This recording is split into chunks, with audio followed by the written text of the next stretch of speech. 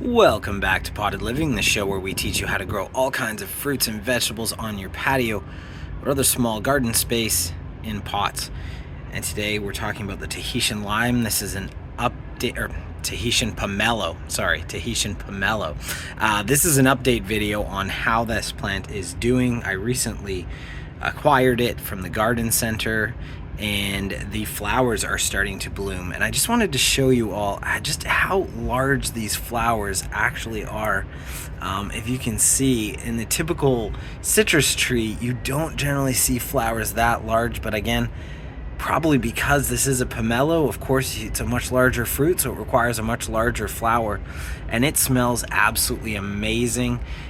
This is a very young tree. It's probably only a year, maybe 2 years old.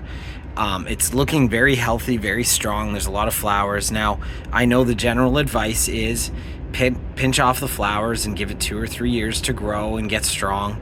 But I'm more of the natural philosophy. Let the plant do what it wants to do.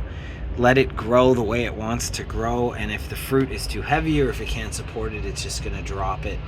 So I take a pretty hands-off approach, other than the odd pruning. I really let my trees grow the way they want to, and I've had quite a bit of good success with citrus, especially under that philosophy. So this was just a super quick update video to show how beautiful these flowers are.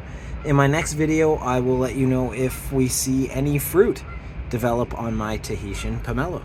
Don't forget to subscribe to the channel, like this video if you enjoy the content, and please do comment below if you have questions or comments.